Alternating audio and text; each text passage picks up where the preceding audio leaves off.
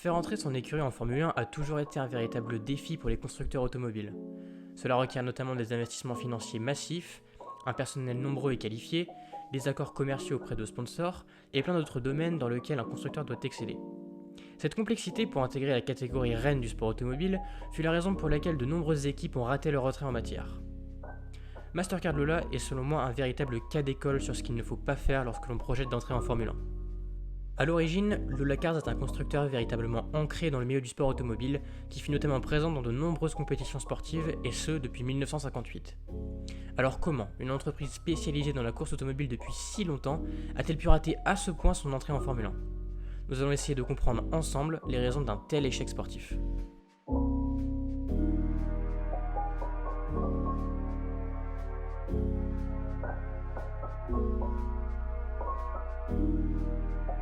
Après plusieurs tentatives infructueuses de rejoindre la Formule 1, Eric Broadley, le patron de Lola Cars, annonce en fin d'année 1996 l'entrée en Formule 1 du constructeur britannique pour la saison 1998.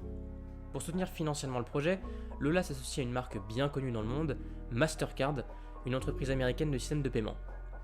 Durant 4 ans, Mastercard s'engage à injecter 35 millions d'euros dans l'écurie en échange de son sponsor titre. Avec du recul, la somme est relativement faible, mais il suffit largement à assurer la bonne santé financière de Lola sur le long terme. Cependant, les choses vont se gâter. En effet, pour honorer le contrat, Mastercard réclame l'arrivée de Lola en Formule 1 non plus pour la saison 1998 comme l'avait initialement prévu le constructeur, mais pour la saison 1997. Lola, dont l'arrivée en Formule 1 dépend uniquement de ce partenariat financier, accepte cette condition. Sauf que cette obligation réduit drastiquement le temps de préparation de l'écurie qui n'est désormais que quelques mois pour recruter du personnel, préparer une monoplace, signer des accords commerciaux et recruter des pilotes.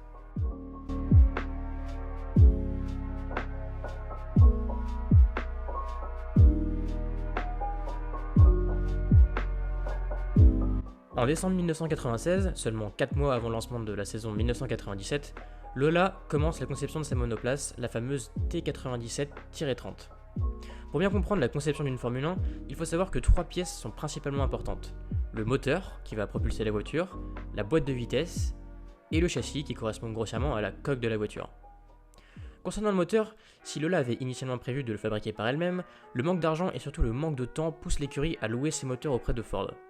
Le problème, c'est que Ford dispose d'un partenariat officiel avec une autre écurie de Formule 1, à savoir Stewart Grand Prix.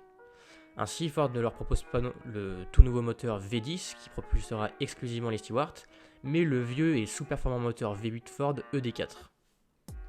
La boîte de vitesse, quant à elle, est conçue par Lola. Pour ne pas rentrer dans les détails, le design de la boîte de vitesse est tout simplement raté, notamment parce que Lola ne dispose pas du même matériel que les autres écuries de Formule 1, son bureau de design étant nettement moins performant. Enfin, pour concevoir le châssis, Lola s'inspire de vieux concepts de monoplace qu'elle a designé il y a maintenant 2 ans de cela pour gagner un maximum de temps. À l'heure où les écuries de Formule 1 multiplient les innovations technologiques pour optimiser chaque partie de leur châssis, il apparaît de manière très claire que Lola est déjà condamnée avant même de débuter la saison. Plus tard, Lola annonce la signature de 2 pilotes. Tout d'abord, le débutant Vincenzo Sospiri, un Italien de 31 ans, un pilote plutôt prometteur puisque vainqueur en 1995 du championnat international de Formule 3000, qui correspond à l'époque à l'antichambre de la Formule 1. Le deuxième pilote engagé, quant à lui, est Ricardo Rosset, un pilote brésilien qui dispose d'une année d'expérience en Formule 1, contrairement à son équipier, et surtout qui dispose d'une aide financière pour Lola, puisqu'il est entouré de commanditaires prêts à verser des sommes conséquentes d'argent pour le voir rouler dans cette écurie.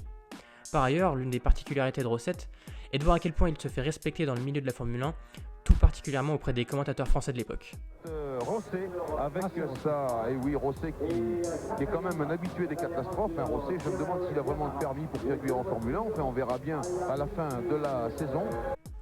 En bref, Lola dispose d'un pilote inexpérimenté, qui s'apparente à un véritable suicide tant une nouvelle écurie entrant en Formule 1 doit s'appuyer sur les compétences techniques de ses pilotes pour permettre de faire progresser la voiture optimalement tout au long de l'année.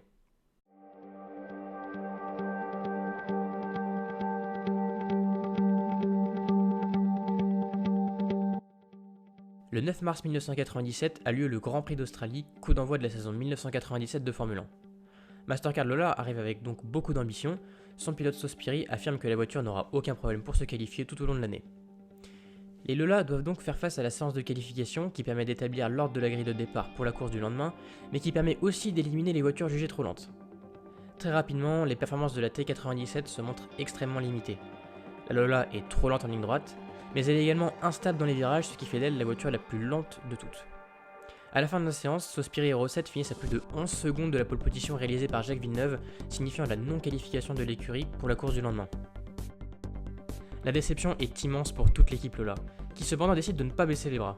Les pilotes restent motivés pour la suite de la saison, et les ingénieurs de l'écurie britannique projettent déjà de concevoir de nouvelles pièces pour la voiture. Cependant, le sponsor principal de Lola ne l'entend pas vraiment de cette manière, puisque Mastercard décidera peu de temps après la débâcle australienne de mettre fin à son partenariat avec l'écurie britannique pour ne pas nuire à son image de marque. Lola se retrouve donc criblé de dettes et lâché par son partenaire financier dont dépend la survie économique même de l'écurie. Le 30 mars 1997, les deux pilotes Sospiri et Rosset se rendent alors au Brésil dans le cadre du deuxième Grand Prix de la saison, en espérant cette fois-ci pouvoir se qualifier.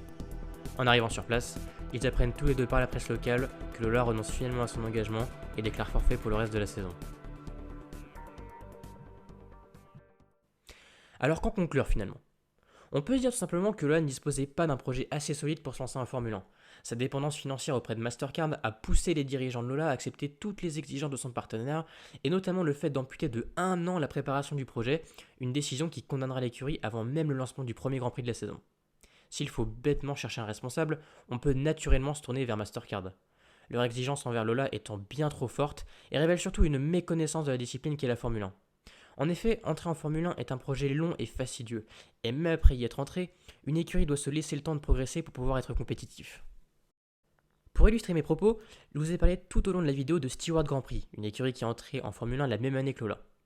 Stewart a annoncé son entrée en Formule 1 plus d'1 an avant le début de la saison 1997, ce qui a laissé le temps à l'équipe de recruter le bon personnel, de lier des contrats commerciaux solides auprès de ses partenaires, de signer des pilotes expérimentés et très prometteurs, et de bien préparer sa monoplace en vue de la saison à venir. L'équipe se laissera ensuite tranquillement le temps de progresser petit à petit durant plusieurs années avant de remporter son premier Grand Prix en 1999. I don't care who's listening to this, but there's 3 things you need. You need the very best doctor, you need the very best lawyer, and you need the very best banker.